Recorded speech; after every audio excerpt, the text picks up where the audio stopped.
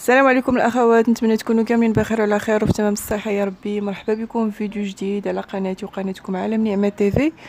اليوم ان شاء الله مع وصفه جديده. اليوم ان شاء الله غنقدم لكم بسيطلات صغار بدون ورقه البسطيله، بسيطلات ديال الدجاج اللي بواحد المكونات اللي ساهلين وبطريقه اللي بسيطه.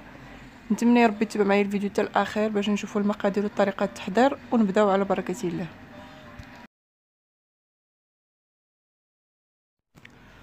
نبداو على بركه الله بالمقادير. عندي 3 كيسان ديال الدقيق فورس كيف ما كتشوفوا معايا. عندي شويه ديال الملحه،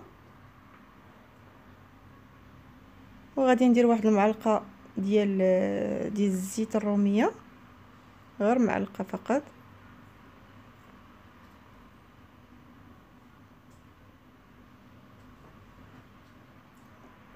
وصافي، وغادي ناخذ الماء البارد هو باش غادي نخلط الخليط. وكيف ما كتشوفوا ضفت واحد المعلقه ديال العسل. هاد المعلقه ديال العسل كتعطيهم واحد الحموريه زوينه.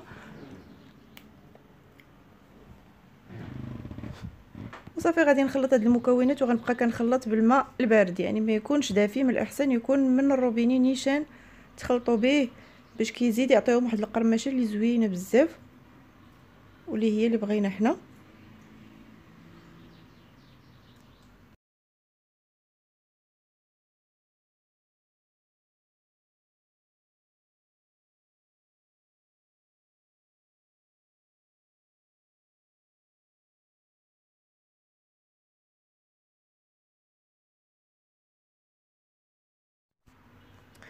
صافي هنايا كنبقاو كندلكو فيها غير شويه ماشي بزاف، ولا ما بغيتوش تدلكوها خليوها ترتاح مزيان مزيان. بحال غديروها في العشيه، حاولوا تعجنوها في الصباح كترتاح مزيان.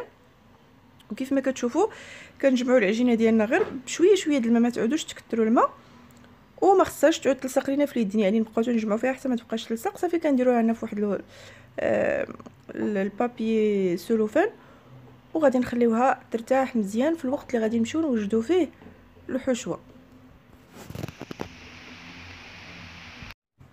وهنا بالنسبه للمقادير ديال الحشوه اللي عندي واحد جوج ديال البصلات كبارين مشلضين، عندي صدر ديال الدجاج، عندي القرفه، الملحه، الخرقوم، سكنجبير والملحه على حسب الذوق، وشويه ديال التبزيره ديال الدجاج، عندي اللوز مطحون، وعندي الزيت، عندي القزبر ومعدنوس، وعندي العسل. اول حاجه غادي نضيف هذيك البصله، غادي نضيف عليها الزيت، غادي نضيف عليها واحد المعلقه كبيره تكون عامره ديال الربيع، وغادي نضيف عليها الصدر ديال الدجاج، وغادي نضيف كذلك التوابل، يعني الملح على حسب الذوق كيف قلت لكم، مليحه، القرفه، ولا عندكم المروزيه ديال الدجاج حتى هي ضيفوا واحد شويه. صافي هنا غادي نديرهم فوق البوطه وغادي نخليهم يتشحروا حتى غادي يطيب لينا هذاك الدجاج وديك البصله مزيان.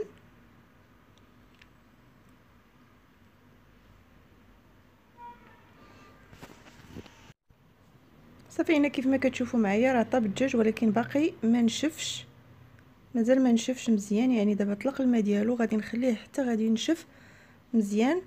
عاد غادي نضيف ليه اللوز وغنضيف ليه العسل. هنايا غادي نحاول بهاد المعلقه الخشبيه نحل هذاك الدجاج، داك الصدر ديال الدجاج نزيد نفرتو شويه على هاد الطريقه اللي كتشوفوا. وصافي وغادي نخليه حتى غينشف ليا مزيان. هنا من بعد ما نشف ليا الدجاج ديالي مزيان، يعني ما بقاش فيه الماء نهائيا، غادي نضيف ليه واحد جوج ديال المعالق ديال العسل، واحد جوج المعالق كبارين ديال العسل.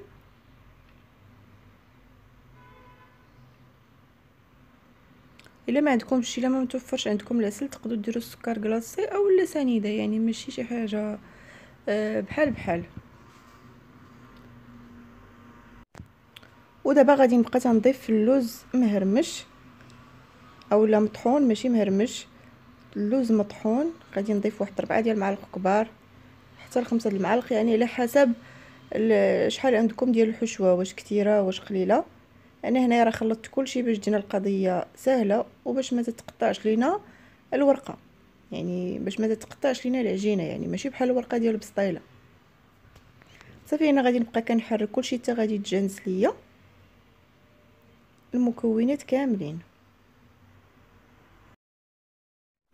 وصافي هنا كيف ما كتشوفوا معايا نشف ليا الخليط مزيان. هانتوما كيف ما كتشوفوا غادي نخليوه حتى يبرد مزيان ونبداو نخدموا. وصافي هنا كيف ما كتشوفوا معايا ملي خليت الخليط كيبرد قسمت العجينه ديالي على 3. راه مشى ليا المقطع فاش قسمتها. وصافي وكنحتاجو الزبده مذوبه والزيت. غادي ندهنوا سطح العمل مزيان وغادي نبدا. يعني العجينه كيف ما كتشوفوا راه ما كتلصقش وما كتقطعش لينا غير بالمهل. وديما يديكم ديروا فيها شويه الزيت، ما تكثروش الزيت بزاف ولكن يديكم غير دهنوها، يعني ماشي تكثروا الزيت بزاف. وصافي بقاو معايا تشوفوا الطريقه اللي غادي ندير.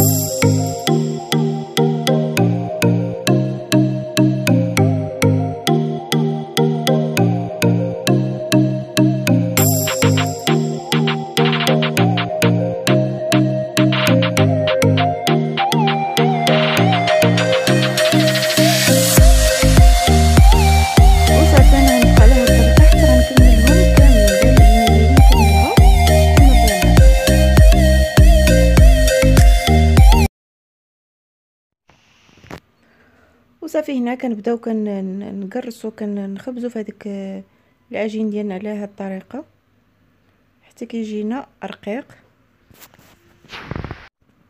وحنا كندهنوا ايضا يدينا بالزيت، يعني بقاو تدهنوا يديكم بالزيت باش ما يتقطعش لكم العجينه. وصافي هنا من بعد ما خبزتها مزيان غادي نجيب واحد الموس وغادي نقطعها على 4.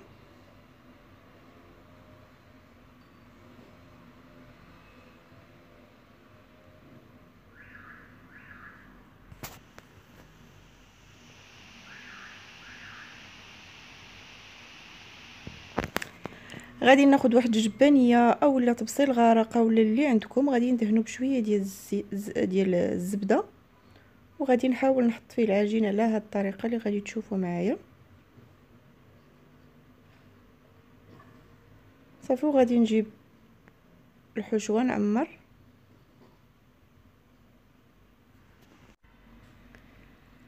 حاولوا العجينه من الفوق تكون ما غليظاش، يعني الحاجه اللي غادي تشط لكم العجينه اللي غادي تشط لكم حيدوها باش تجيكم القرمشه من التحت ومن الفوق. نتوما كيف ما كتشوفوا الحاجه اللي كتشيط كنحيدوها.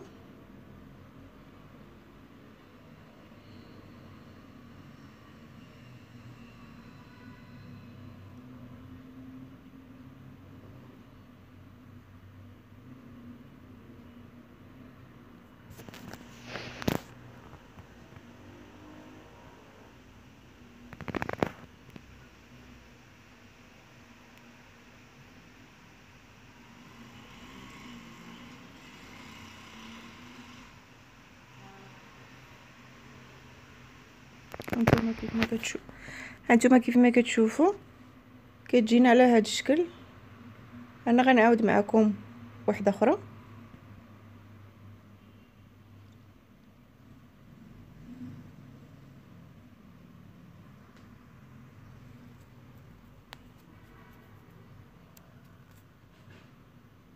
كنقادوا الحشوه ديالنا مزيان في الوسط وكنبداو كنغطيوها بالعجينه، والعجينه اللي كتشط لينا كنحيدوها باش ما يجيناش لتحت غليظ.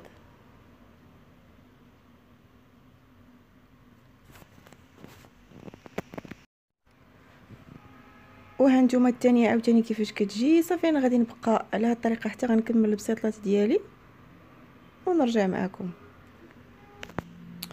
ودابا البسيطلات ديالي من بعد ما كملتهم هانتوما كيف ما كتشوفوا انا راه شاطت ليا مازال العجينه، يعني ما درتهمش كتار على حسب الحشوه. هادشي اللي قداتني فيها.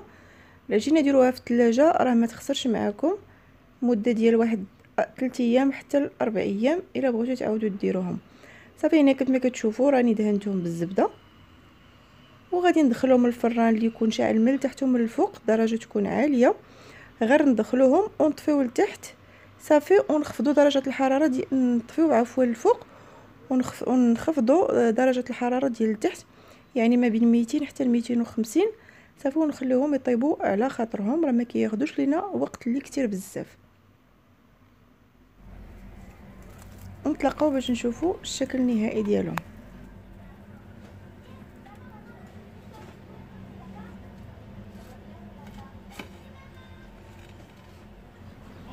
وكيبقى هذا هو الشكل النهائي ديال البسيطلات ديالنا ديال الدجاج. كيجيو مقرمشين كيف ما سمعتوا معايا تقرميشه وكيجيو لذاذ وساهلين في التحضير ديالهم.